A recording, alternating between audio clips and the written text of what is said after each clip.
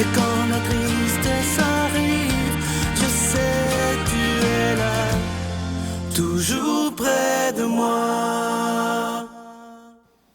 Bon, mercredi, je ne sais pas si vous êtes comme moi, mais j'ai toujours l'impression que le temps passe trop vite. C'est incroyable. Déjà rendu mercredi, le 5 décembre. Comme à tous les mercredis, depuis qu'on fait ça depuis longtemps, on s'en va rejoindre quelqu'un que j'apprécie énormément pour la grande qualité de son enseignement, l'abbé Raymond Gravel. Cette émission vous est présentée par l'organisme catholique La Victoire de l'amour. Depuis toujours, l'être humain cherche le chemin qui mène au vrai bonheur. Pourtant, encore aujourd'hui, notre monde se meurt d'un manque d'amour. Il y a plus de 2000 ans, un homme du nom de Jésus de Nazareth est venu bouleverser le monde, et ce, à tout jamais. Si tu acceptes le Christ dans ta vie, tu es condamné à être heureux.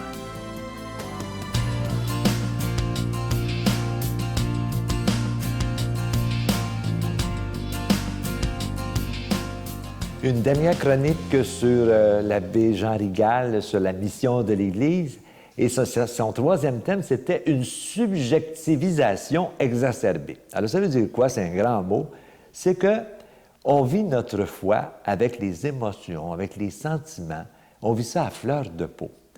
Et là, Jean Rigal dit qu'il faut tenir compte de ça parce que notre société actuelle, elle est là. Les gens vont se laisser toucher par des discours qui viennent les chercher dans leurs émotions. Et ça fait partie de la réalité. Et là, il va proposer, dans le fond, il dit la mission, il y a trois caractéristiques de cette mission-là. La première caractéristique, c'est la mission comme proposition de la foi. On est tous des missionnaire. Il faut aller, puis là, le pape Jean-Paul II avait bien dit, la foi ne s'impose pas, la foi se propose. Et il a écrit une encyclique là-dessus, et je pense que c'était clair. Le pape disait très bien que la foi, ça fait appel à la liberté des gens. Et ça peut faire appel aussi au sentiment, à l'émotion, que les gens vivent des choses à ce niveau-là, c'est très bien. La deuxième partie, c'était la mission comme chemin de sens. Est-ce que, encore aujourd'hui, si je suis un missionnaire de l'Évangile parce que je veux suivre le Christ, que je veux proposer des chemins nouveaux aux gens, mais toujours à la lumière de l'Évangile, est-ce que ça a du sens pour les gens? Quand ils vivent des étapes difficiles dans leur vie, une perte d'emploi, un divorce, peut-être même un avortement dans certains cas, ou que les gens vivent la mort d'un être cher. Quel chemin de sens peut-on leur proposer? Vous savez, il y a toutes sortes d'événements dans la vie. Il est arrivé la mort dernièrement, le soir des élections, d'un homme qui est mort bêtement à cause d'un fou furieux. Alors, dans cette situation-là, qu'est-ce qu'on peut dire à la famille, dans notre mission de chrétien, pour que ça ait du sens, pour donner du sens à cet événement-là? Je pense qu'éclairé par la parole de Dieu, il y a moyen de donner un sens. Et la troisième, il dit, c'est la mission comme ferment de la vie sociale. Si nous sommes tous missionnaires, alors quelle sorte de missionnaires sommes-nous? Il faut que la communauté humaine devienne missionnaire. Et la fécondité de la mission, c'est ce que nous proposons aux gens, c'est le sens que nous donnons à leur vie, c'est l'accompagnement que nous faisons. Ce n'est pas par le jugement, la condamnation et l'exclusion, c'est bien plus par l'accueil, l'ouverture et la compréhension et l'accompagnement des gens, surtout les plus blessés de la vie. Alors, je pense que si nous sommes des missionnaires, c'est pour annoncer un évangile de libération, un évangile d'espérance. Et c'est un peu ça, le texte de Jean Rigal. Notre Père qui es aux cieux, que ton nom soit sanctifié, que ton règne vienne, que ta volonté soit faite sur la terre comme au ciel. Donne-nous aujourd'hui notre pain de ce jour. Pardonne-nous nos offenses, comme nous pardonnons aussi à ceux qui nous ont offensés. Et ne nous soumets pas à la tentation, mais délivre-nous du mal, car c'est à toi qu'appartiennent le règne, la puissance et la gloire, pour les siècles des siècles. Amen. Comme vous le savez, nos bureaux seront ouverts exceptionnellement pour la semaine du partage, toute la semaine du lundi jusqu'à vendredi à 5h30 le matin. Merci de votre grande générosité en cette semaine spéciale de partage pour la victoire de l'amour, afin que la parole de Dieu soit annoncée. Je vous rappelle ce beau cadeau du mois. Il s'agit de ce pendentif qui est plaqué argent. C'est une belle clé qu'il y a au bout. Et c'est très symbolique. C'est pour dire au Seigneur, il y a juste toi qui as la clé de mon cœur et je te la donne. Alors, ce beau bijou, il est déjà bénis. Je vous rappelle également que vous pouvez toujours vous procurer cette semaine l'Ange de Noël qui est en épinglette, qui a été très, très populaire. Il n'est pas trop tard pour le commander si vous le voulez. Et je vous rappelle qu'on vous remet un reçu pour fin d'impôt. Merci de tout mon cœur de votre grande générosité cette semaine. Votre offrande spéciale de Noël, c'est comme si on donnait un cadeau à Jésus en lui disant « Je veux tellement que ta parole soit annoncée que je vais te donner un cadeau pour que cette parole soit annoncée. » Alors, je vous donne l'adresse, la Victoire de l'Amour, casier postal 120, succursale Boucherville à Boucherville, le J4B 5E6, je vous la redonne, la Victoire de l'Amour, casier postal 120, succursale Boucherville à Boucherville, le J4B 5E6 et par téléphone dès 5h30 ce matin dans le 514-523-4433, 523-4433 ou sans frais le 1-888-811-9291, 1-888-811-9291 et aussi sur notre site Internet, le www.lavictoiredelamour.org. Moi, je veux vous remercier de tout mon cœur de votre grande générosité en cette semaine spéciale du partage pour l'annonce de la parole de Dieu. Je sais qu'avec vous, on pourrait être là pour des dizaines et des dizaines d'années. Merci de tout mon cœur.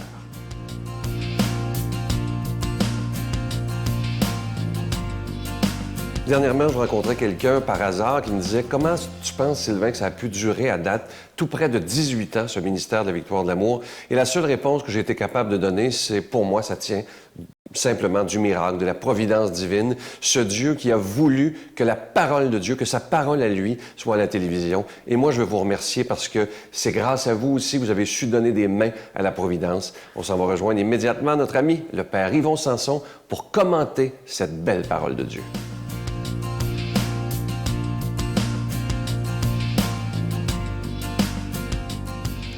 Bon matin à chacun et chacune d'entre vous. J'espère que vous n'avez pas pris votre déjeuner parce que je pense que c'est Jésus ce matin qui nous sert à manger. L'Évangile nous est donné par saint Matthieu. Jésus gagna les bords du lac de Galilée.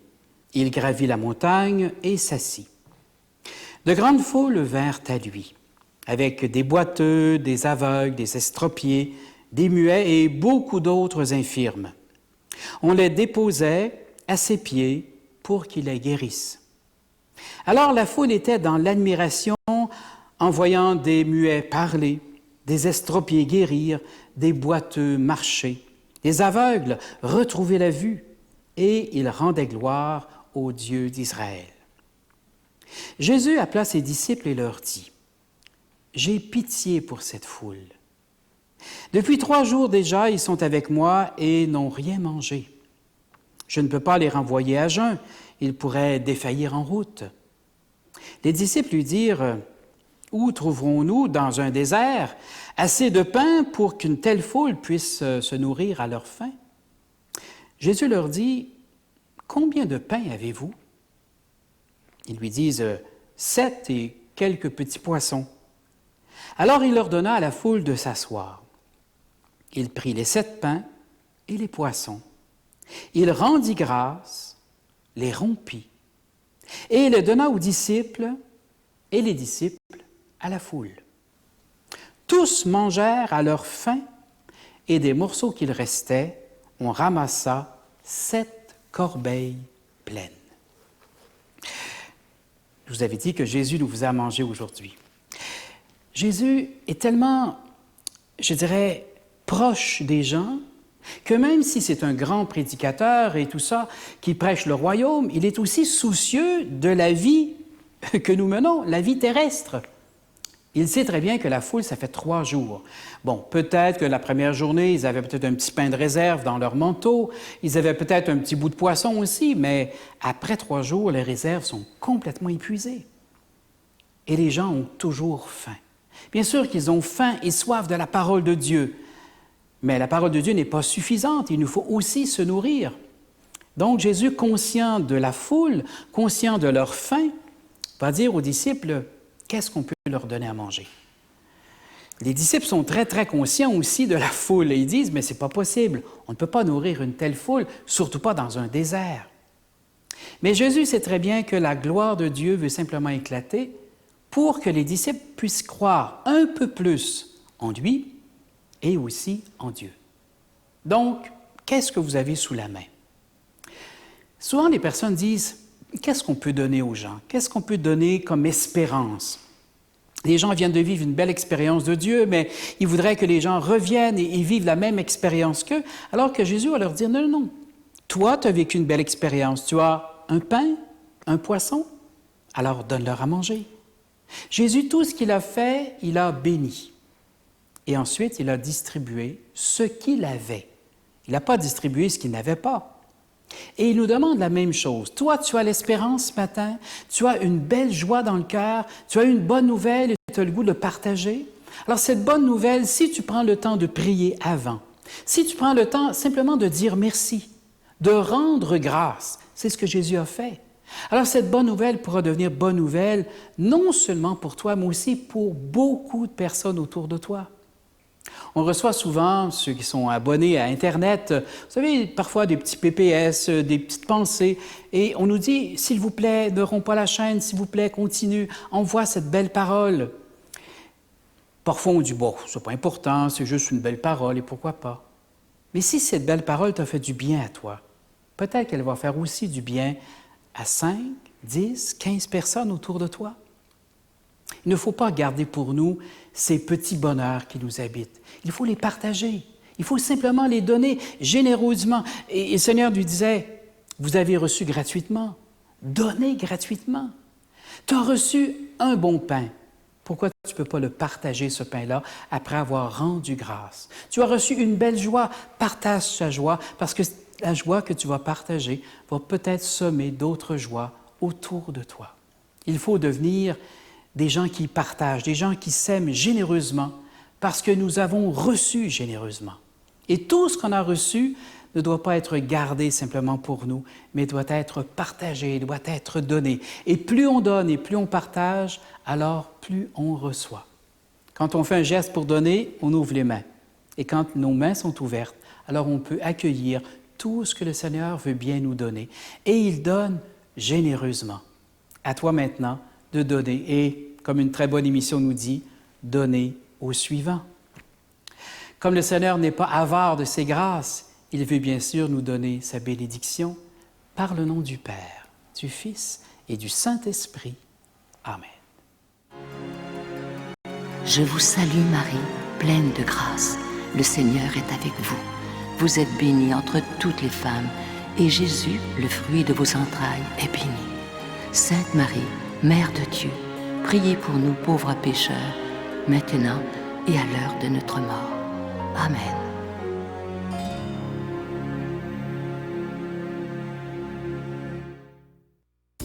La Victoire de l'amour vous invite à sa retraite spirituelle dans le centre du Québec les 31 mai, 1er et 2 juin 2013.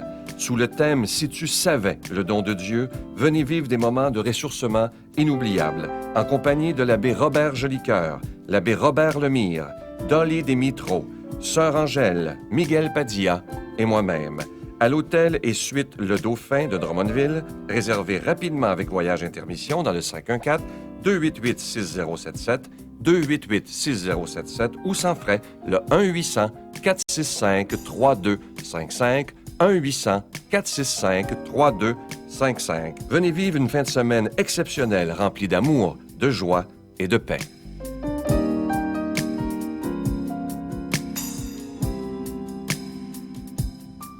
Si vous saviez comme j'ai le cœur touché de voir à quel point la Victoire de l'amour tient à cœur des milliers de personnes. Vous savez que nos bureaux sont ouverts dès que je vous dis bye-bye. Les bureaux sont ouverts à la Victoire de l'amour pour accepter vos dons à cette semaine spéciale du partage pour la parole de Dieu. Alors, merci de tout mon cœur. Merci aussi à tous ceux qui répondent au bureau. Vous êtes vraiment des amours. Je vous souhaite la plus belle des journées et je vous dis à demain. Bye-bye.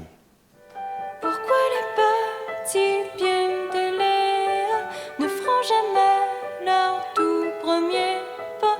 Pourquoi ces petits pieds ne grandiront pas? Petit frisson dans l'univers.